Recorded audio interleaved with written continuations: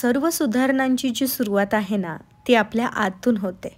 आपलं मन आणि आपण हे जर वेगवेगळं असेल ना, तर आपण कधीच सहज आणि आनंदी नाही राहू शकत.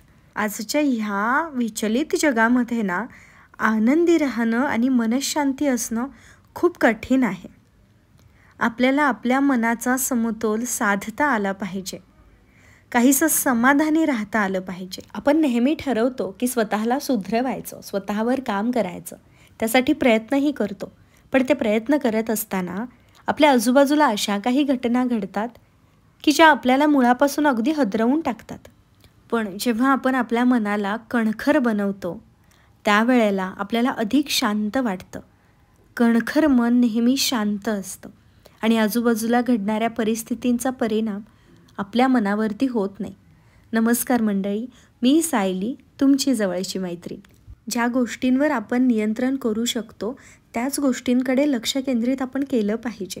ते खूप महत्त्वाचं आहे. आयुष्यामध्ये अडचणी येतातच आणि सगळेच जण फक्त अडचणींबद्दलच बोलत राहतात. सतत आपण अशी निरुपयोगी गोष्टींबद्दल चर्चा केली, सतत अशी नकोशी माहिती आपण स्वतःवर आदळत राहिलो, तर आपल्याला चांगल्या गोष्टींची आठवणच होणार नाही. आपण फक्त अडचणींवरती किंवा नको असलेल्या गोष्टींवरतीच फोकस करू. त्याबद्दलच आपण सतत बोलत राहू.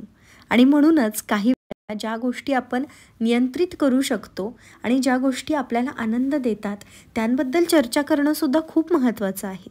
कारण या अशाच चर्चा आपल्याला मनाने कणखर बनवतात, नवं काहीतरी करण्यासाठी प्रोत्साहन देतात. दुःख, त्रास कोणाला नाही आहेत.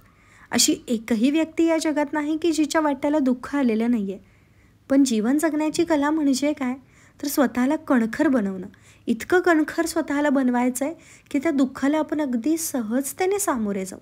आणि मुळातच आपण त्या दुःखाकडे लक्षच दिलं नाही, आपण त्या दुःखाला पाहिलंच नाही, त्याच्यावरती सतत आपण चर्चा केलीच नाही, तर त्या दुःखाला डील करणं खूप जास्त सोपं जातं. ज्या गोष्टींवरती आपण नाही कंट्रोल करू शकत त्या गोष्टी स्वीकारल्या पाहिजेत आणि त्याच्या व्यतिरिक्त आपण इतर गोष्टींमध्ये आनंद शोधला पाहिजे. प्रत्येकाच्याच आयुष्यात अशा काही गोष्टी असतात की ज्यावरती आपण नाही नियंत्रण ठेवू शकत.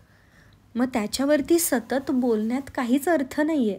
जे चांगलं घडतंय, जे आनंद देणारं आहे त्याबद्दल सतत बोलण्याने, ते सगळं लिहून काढण्याने आपलं मन कणखर होतं. अगदीच लहान लहान गोष्टींपासून आपल्याला सुरुवात करायची आहे. मानसिक आणि शारीरिकदृष्ट्या अधिक कणखरपणे झोपी जायचं. आपल्या जोडीदाराला, मुलांना, पालकांना, भावंडांना, मित्रमैत्रिणींना मदत करायची आणि हळूहळू या छोट्या छोट्या गोष्टी जास्त प्रमाणात करायच्या. या लहान लहान गोष्टींपासूनच नेहमी मोठमोठ्या गोष्टींची सुरुवात होते. या सगळ्या गोष्टी करत असताना आपल्याला वेगवेगळ्या गोष्टींचा शोध लागतो की ज्या आपण चांगल्या पद्धतीने करू शकू किंवा ज्या आपल्याला आवडत आहेत. आपल्याला कदाचित माहिती नसेल की आपल्याला काय हवं आहे, पण आपण एखादी गोष्ट जेव्हा करायला सुरुवात करतो त्यावेळेला आपोआपच आपल्याला जे हवं आहे ते सापडायला सुरुवात होते. आपलं मन कणखर बनायला सुरुवात होते. मन हलकं केलं पाहिजे. वेगवेगळ्या गोष्टींवरती, आपल्या अडचणींवरती इतरांशी बोललं पाहिजे. मला मान्य आहे, पण फक्त अडचणींवरतीच बोलायचं नाही आहे. आपली अडचणच आपण सांगत राहतो, त्याच्यानंतर आपण हा विचारच करत नाही की यावरती सोल्युशन काय आहे. आपण सोल्युशनवरती नाही बोलत. आपल्याला अडचणींबरोबरच सोल्युशन्सवरती सुद्धा बोलायचं आहे. आपण काय करू शकत नाही, याच सोबत आपण काय करू शकतो यावरती आपल्याला जास्त बोलायचं आहे. आपण ना आपल्या अडचणींना, आपल्या आयुष्यातल्या नकारात्मक गोष्टींना अगदी असं पकडून बसलोय. आपण त्या नकारात्मक गोष्टींवरती बोलणं सोडतच नाही आहोत. आपण सकारात्मक गोष्टींवरती काम करायला सुरुवातच करत नाही आहोत. आपण स्वतःवरती काम करायला, स्वतःला आतून सुधारण्यासाठी प्रयत्नच करत नाही आहोत. आपल्याला फक्त आपल्या आजूबाजूचं वातावरण बदलायचं आहे. पण तुम्हाला खरं सांगू, जेव्हा आपण स्वतःला बदलायला सुरुवात करू त्यावेळेला आपोआपच आपल्या आजूबाजूचं वातावरण सुधारायला सुरुवात होते. आणि याचा प्रत्यय मी स्वतः घेतला आहे. जेव्हा मी स्वतःला सुधारायला सुरुवात केली, जेव्हा मी मला हवं ते माझ्या आवडीचं काम करायला सुरुवात केली, त्यावेळेला आपोआपच आजूबाजूची परिस्थिती बदलत गेली. मी नवनवीन गोष्टी आपोआपच शिकत गेले. फक्त मी एक पाऊल उचललं. माझ्या आजूबाजूच्या अडचणींकडे मी दुर्लक्ष केलं आणि मला काय करायचं आहे याच्याकडे मी लक्ष दिलं. त्यावेळेला जे मला हवं आहे ते आपोआपच घडत गेलं.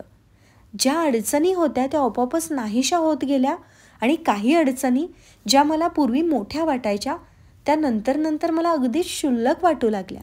आणि म्हणूनच आपल्याला आनंदी राहायचं असेल, आपली मनःशांती वाढवायची असेल, तर आपल्याला आपल्या मनाला कणखर बनवणं खूप खूप खूप गरजेचं आहे. बऱ्याच गोष्टी अशा घडतील ज्या आपल्या मनाला दुखावतील, पण तरीही तेवढ्यापुरतं दुःख मानून पुन्हा 5-10 मिनिटांनी आपल्याला हसता यायला हवं आणि हसायला शिकायलाच हवं.